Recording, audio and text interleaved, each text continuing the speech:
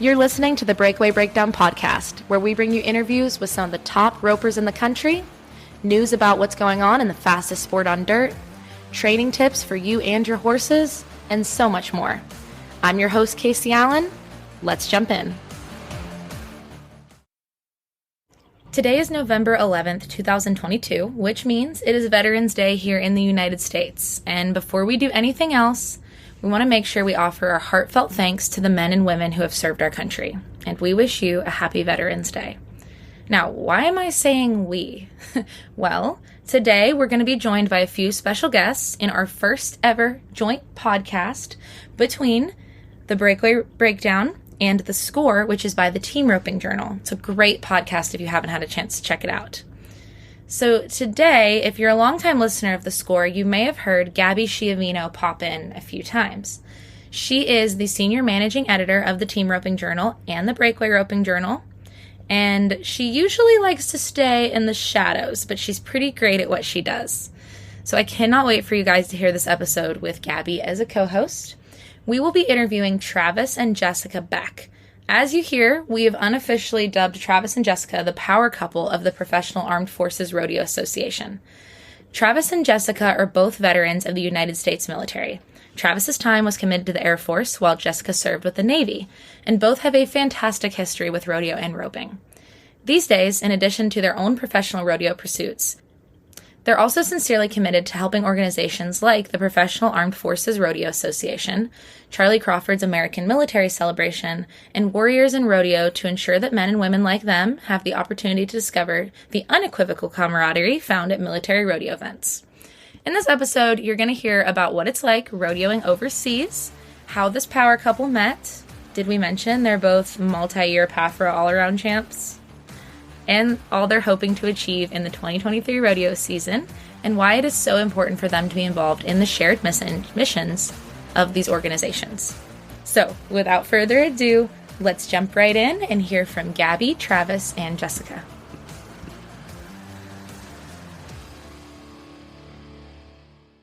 All right, so I'm here with Gabby, Travis, and Jessica, and we are going to jump right in for you guys today and start talking about the Professional Armed Forces Rodeo Association and Travis and Jessica's roles within that association. So thank you guys all for joining us here today. Thank you for having us. So how are you guys associated with the Professional Armed Forces Rodeo Association, and what do you guys kind of do behind the scenes there and in the arena? So I personally have been part of the PAFRA Association since 2002. The association started in 2000. Had a few years that I missed out due to military requirements and stuff like that, but I was mainly a contestant for those first few years. And then in 2011, I believe, I started competing more in the association, had a little more free time due to military conditions kind of slowed down. And I became a director. I've been a steer wrestling director, I believe calf roping director and team roping director over the years, and then competed in multiple events. So I've competed in every event in PAFRA except for the barrel race and breakaway and bareback. And I joined PAFRA in 2007 after I got out of the Navy. I have been the barrel racing director, the breakaway director, the interim steer wrestling director, and next year I will be the secretary. So we've been members for quite a while, and in the arena I compete in breakaway and barrel racing, and I haze in the steer wrestling. That is quite the all-around plate there. Yeah. So you mentioned that you were in the Navy. Let's talk about what the qualifications are to be a member of PAFRA and kind of what your guys' general membership is made up of. Okay, so in order to join PAFRA, it is open to the United States and NATO nations, military and veterans, Navy, Air Force, Marines, Coast Guards, Merchant Marines. In order to be eligible, you must have had a honorable discharge, DD-214 or NGB-22, or be a DoD civilian holding a DoD card, or the spouse of a current PAFRA member, or a dependent under the age of 18. Travis, did you discover PAFRA in a kind of an all-around way? Were you overseas when you were introduced to PAFRA, and can you tell us a little bit back in about 2002, I was stationed in Germany at that time, and we had the European Rodeo Association going on over there, which allowed all the military personnel that lived over there to rodeo and compete with the German nationals. So it was kind of a great experience that Alan had brought over to us, who is currently in the Pro Rodeo Hall of Fame, Alan Jacobson. So while we were over there, we got to communicate with some of our friends and military members back here in the States when they started PAFRA. And that's why we have the NATO clause in there that allows NATO personnel to come join PAFRA, because in 2002, when we were over there, we brought a bunch of Germans, soldiers back with us. They, competed with us in Germany. We brought them back to the U.S. to compete in PAFRA for the first time in 2002 in Bandera, Texas. So we brought a whole crowd of people with us when we came and showed up. We were probably a third of the population that showed up for that rodeo that year. So it was a really great international experience for everybody. And it allowed me to get back into my ways of rodeoing, because I hadn't rodeoed in the past, I guess, 5 or 6 years prior to that. So. But you both grew up Correct. in rodeo. Right. Is that right? Yeah. So when I joined the military, I'd been rodeoing, and I chose to go back to the military versus going to college. So it was a tough choice, but you got to pay the bills. So yeah, Travis and Jessica, if you don't mind, can you tell us a little bit about where you grew up and how rodeo has played a role, and and if we can get into how rodeo fit into the military career just a little bit more. I'm super interested in hearing about that. So I grew up in central Nebraska, mainly the North Platte, Lexington area. Grew up on a ranch. So all you knew from at my age, a young age, was how to ride horses and feed cows and check cows. And it got really cold in the winter. Hence why I live in Oklahoma now. So grew up traveling, going to all the junior high rodeos, high school rodeos. I got to go to nationals in high school 3 times as a bulldogger. And then at the end of high school, I had the choice of going to college and rodeoing for South Dakota State or going to the military. And I chose the military because I was running low on funds at the time. It seemed like the best option for me, and maybe a chance for me to grow up a little more. So did the military. And you went into the Air Force. I don't know if we've said that, right? I went to the Air Force active duty. And then after graduating tech school, my first duty station was in Japan. So I went to Japan for a couple of years. Then I got stationed in Germany. That was my follow-on. So there's about 4, maybe almost 5 years before I got to go back into rodeo and witness it. And within the first 3 months of being in Germany, I ran into one of the guys I worked with, and he told me about this rodeo association in Europe. And it went from there. So every weekend we got to drive to different parts of Germany, France, Austria, Belgium, all over the country, and get to go rodeo and see different parts of the world. It was a pretty amazing event. So and we had good commanders and good leaders that let us go do it. So it was pretty awesome. I know Ramstein is still a huge part of the rodeo scene down there. And so is, I can't remember the Army bases down there. But anyway, so yeah, we did that. Then I left Germany. I came back to the States. I tried to stay with rodeo, but military requirements weren't allowing it. Too much work. And then in 2010, I had the chance to get back. I was that time I was stationed in Washington State over in Spokane, Fairchild, and I had a chance to get back into rodeo, and I could buy land. I had a few horses, and it really took back off for me and allowed me to rodeo. So I got to rodeo in the associations up there in Washington, and then come back to PAFRA once a year. So we continued on through that. Retired in 2017, and still competing PAFRA. We tried to go get our good horses going and go back to the pro levels again. So we've been to some of the pro shows. Still trying to get to the circuit finals in the Prairie Circuit, but as most of you know, it's a pretty tough circuit, but we keep trying. So met up with a lot of good friends that I used to high school rodeo with and rodeo against, so it's kind of great. It's the best thing about rodeo is you get to go meet all your old friends you haven't seen in forever, and it's always a camaraderie. So, Travis, can you explain maybe a little bit, maybe paint a picture of what European rodeo looks like compared to American rodeo? So European rodeo, what a good time. So we were all young and crazy at the time, of course, but so Alan Jacobs had done a deal with the MWR at the military base down there in Germany, and they helped fund his project. So he gathered a bunch of bucking bulls and some horses and team roping horses and stuff, and he traveled across the country, putting these rodeos on at different German towns. So you'd show up, and they're like kind of like the PBR, the old PBR. They'd drop a bunch of panels out, set up an arena, buck and shoots. Horses would come in the next day, and then all of a sudden there'd be an arena in the middle of a field. And then they'd put a big fence around the outside, and they'd charge admission, and you'd walk into this rodeo arena and have a great time. And just outside of the rodeo arena, it was like you'd see like a German fest anywhere. There was tents would pop up, beer tents, food tents, vendors. I mean, it was like a carnival in a way, and we were the main attraction, but it was a good time. So, but the crazy thing about Europe is they only had 4 roping horses and 3 barrel horses, and they did a draw. So every contestant rode the same horses for the team roping. The barrel races ran the same horses, so you didn't bring your own. You rode whatever the stock contractor provided to you. So that was kind of a unique. Oh my God! You definitely had to be a horseman and a cowboy at the same time. So. And so, okay, so Jessica, you rodeoed growing up also. Yes. Can you kind of tell us a little bit about that and how it fit or didn't fit into your military career? So I grew up in North Texas and on a Longhorn cattle ranch, actually. And my parents, they didn't rodeo or anything. They kind of were more into the cutting horse side of things.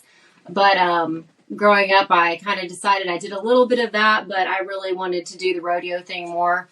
So growing up, we went up through, Pee Wee, junior high, North Texas Region 3 ranks, and then through high school rodeo. And after high school, I decided to join the Navy in order to pay for college and everything. So then I went off and I was stationed in San Diego on the USS Tarawa for most of my enlistment. And we were deployed most of the time. So I didn't really get to rodeo at all when I was living in San Diego due to we were basically at sea 90% of the time. So I kind of decided that I really wanted to go back and finish college and rodeo. So I got out and I went into the reserves, and I was stationed at Carswell Air Force Base in Fort Worth, Texas. And my commanding officer was really good about it. When I found PAFRA, I guess I kind of looked it up in 2006 and started going in 2007. But back then, PAFRA actually had circuit rodeos. So my commanding officer would actually let me go on drill weekends to circuit rodeos, and I'd have to drill half a day and then I could leave and go to the rodeo and they'd still count it. So they were really good about it and very supportive. So that's kind of how I got into PAFRA. And I found out about it when I was working on base there at, I guess it's Naval Air Station Fort Worth now, not Carswell Air Force Base, but. Okay. How did you guys We actually met at PAFRA. Yeah. So we met originally in 2010. She doesn't recall. But then in 2011, we met again, and then it kind of took off from there. So got married in 2012? Yes. So, but we're one of the we're one of the few 5 stories of PAFRA. Yeah, bringing military together. So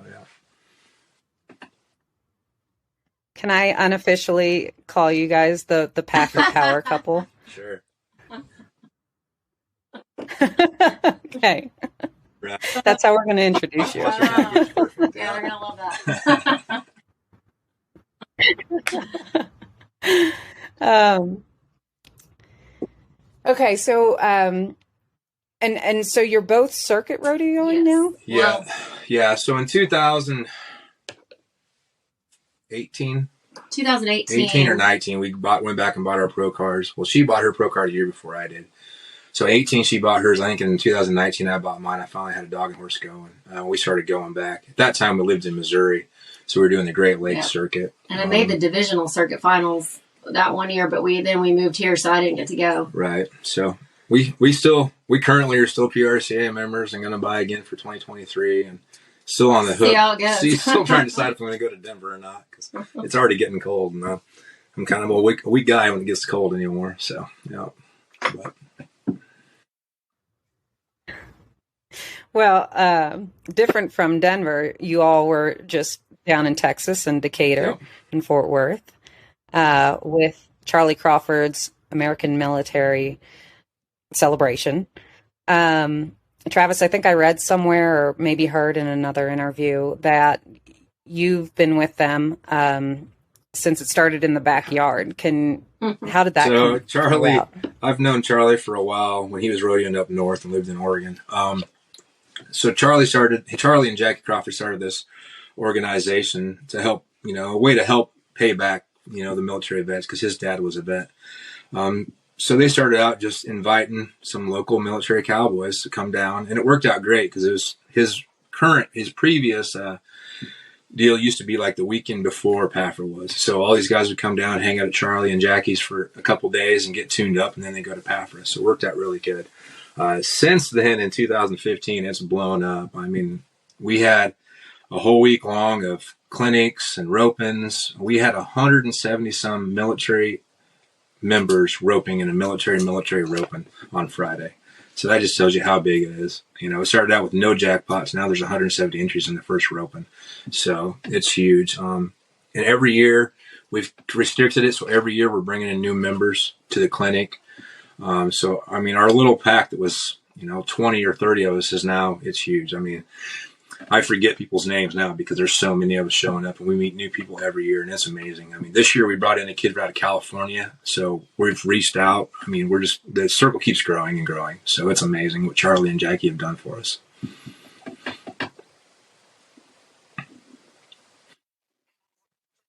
And Jessica, are you also involved? I actually in that effort? Was it the first year or the second year they did it? Yeah. And Jackie did the Breakaway clinic, and I attended that.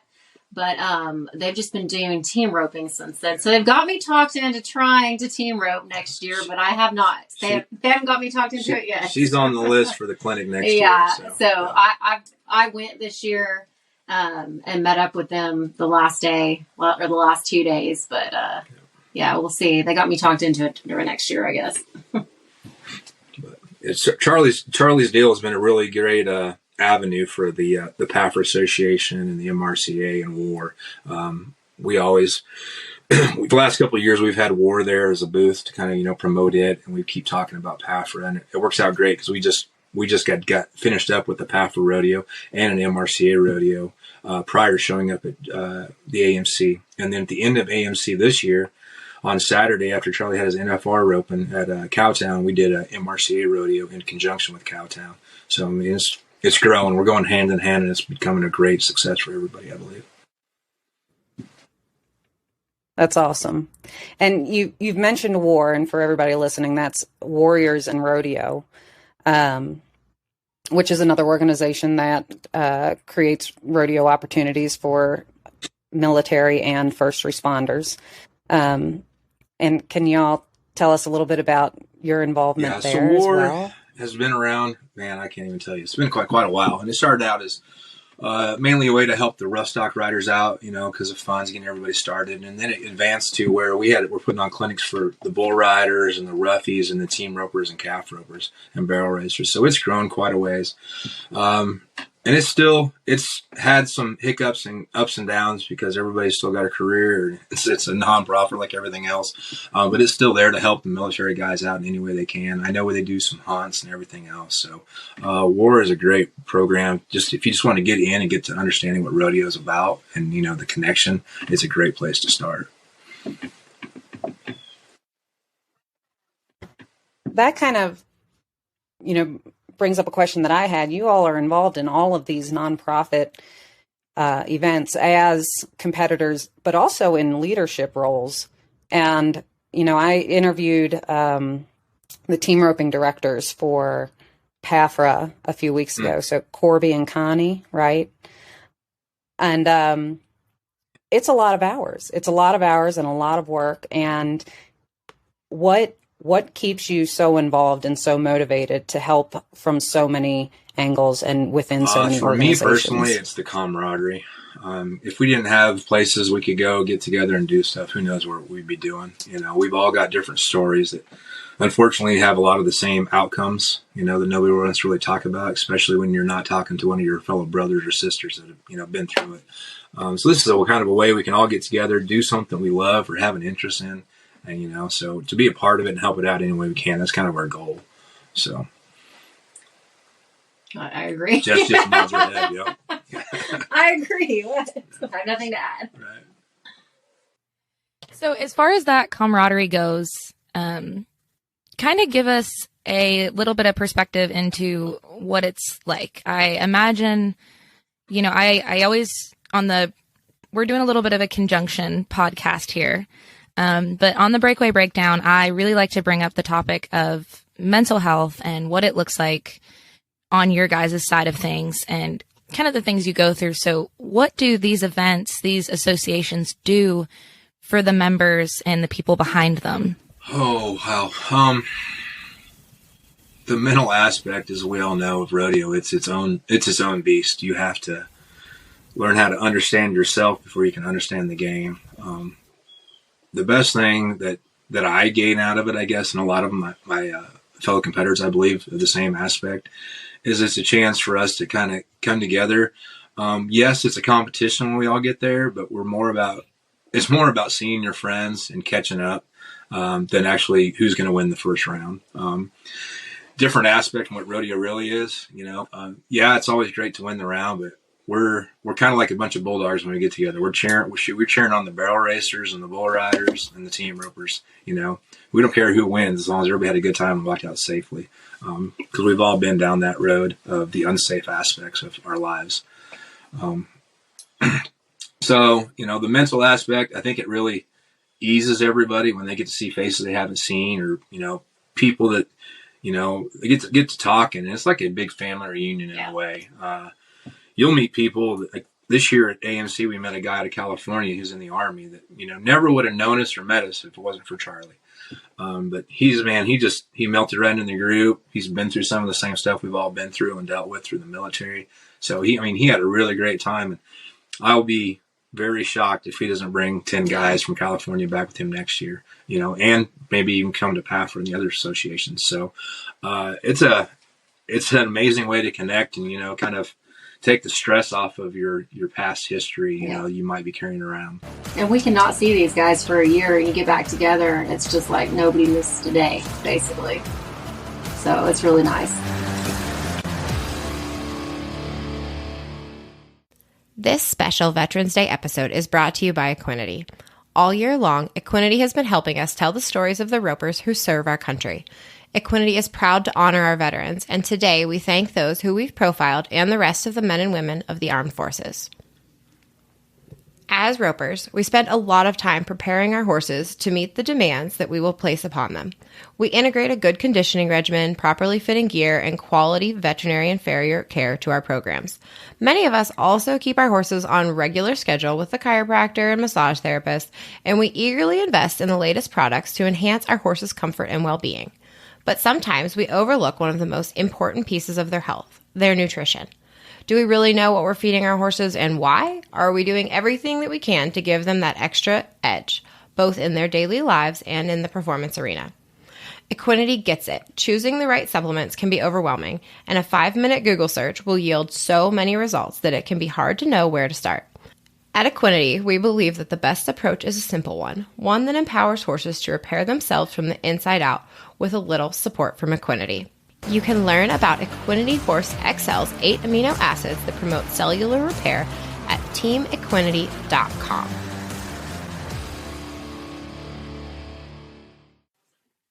That's awesome. And then, Jessica, you mentioned maybe working with Jackie for the breakaway. Are you going to work with Jackie for your team roping at all, since she's been cracking back out a little bit? She's going to be there at all, but we'll see. We're trying to we're hoping to maybe Jackie's schedule will slow down in the next couple of years and she can be more part of the clinics again. But now that breakaway's taken off, it's we're not going to hold her back. So, but, yeah, she's probably pretty busy, right? So, yeah. I gotcha. How does breakaway fit into that? Is it like an equal slated event, or are you guys facing some of the same struggles with committees getting equal money, It's etc.? equal. Well, and when it comes to PAFRA, it's the added money is equal across the board. Yeah. So for Breakaway, Breakaway's always been an event for the women in the association. Last year we opened it up to high school kids, what age? 14 and under, to allow them to boys. grow, and for the young kids, kind of like some of the amateur rodeos do, to help the association grow a little bit and get more members involved in Breakaway. We restricted the men from the Breakaway just because it's one of them levels that they have calf roping. So, but then in the other military association, they allow men and women to Breakaway. So, and then in MRCA, we have no gender restrictions in the events. So the Military Rodeo Cowboys Association, MRCA, is open to everybody who is currently serving or has retired on a positive note, good conduct. So in that association, men can break away as well. So it's a different playing field every rodeo you go to, kind of like in the PRCA. You never know what you're going to get into, but it's going to be tough, or it could be your day. You never know. So. And so I think I came across a website. I don't know if it's still current. Are you all in the training business? Or what do you do outside of when you're not rodeoing? But I have not what are you updated doing? that website. When they're not serving on 8 different boards. Right. And all your free we do time. train horses on the side. Well, I do it on the side. She does it for a living. She specializes in barrel horses, starting young ones and then, fixing some other issues. I specialize in the breakaway and the team roping horses. So bulldog and every once in a while, but I try to stay away from those because there's some guys that are way better at it than I am. So, but we do the training still. We usually have 2 or 3 horses at the house all the time. So looking back, how do you feel about your decision to go that military route instead of the college rodeo route? Like you said, you kind of had that choice earlier. Yes, I still would have went to the military. I still would have stayed probably the whole time. Was it tough? Yes, but everything we do in life is tough at one point. I think the military it's a great avenue for a lot of people that are undecisive. So I fully recommend it and support the decision.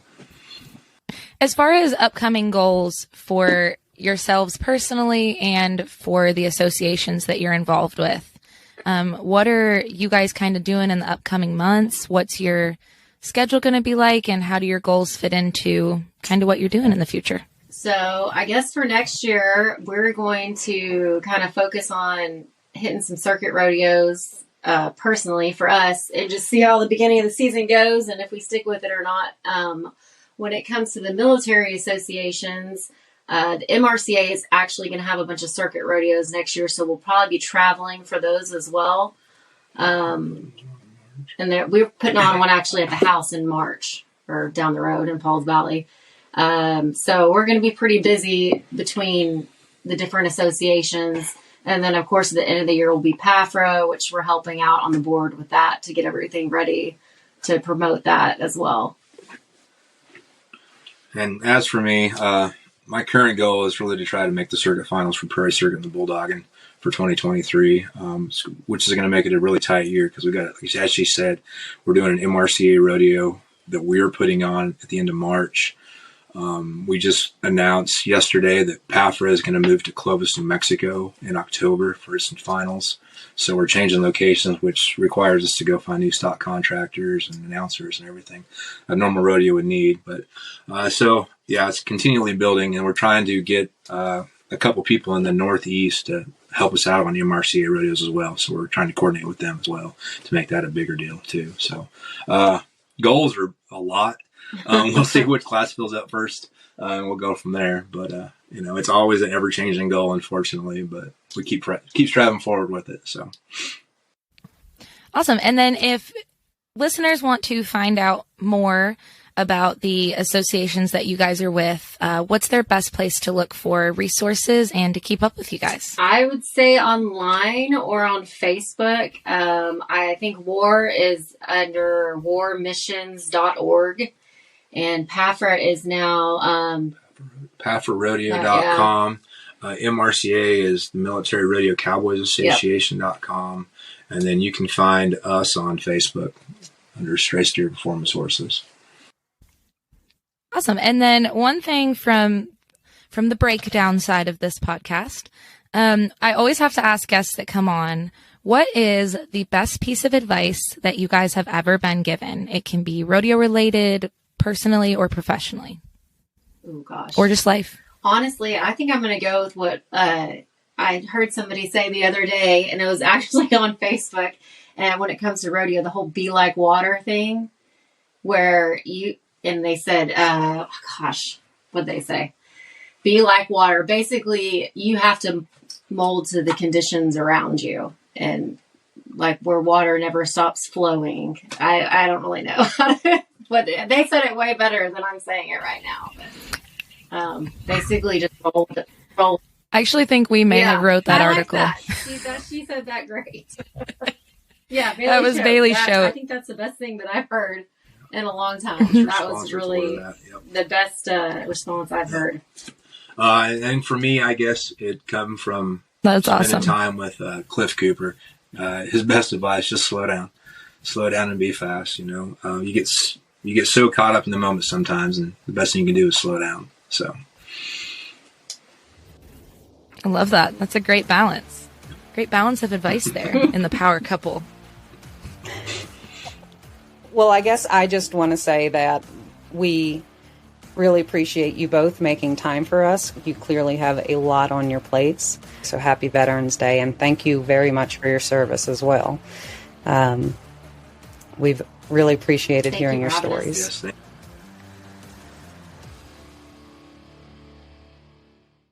Today's episode was brought to you by Equinity. For more information, visit teamequinity.com.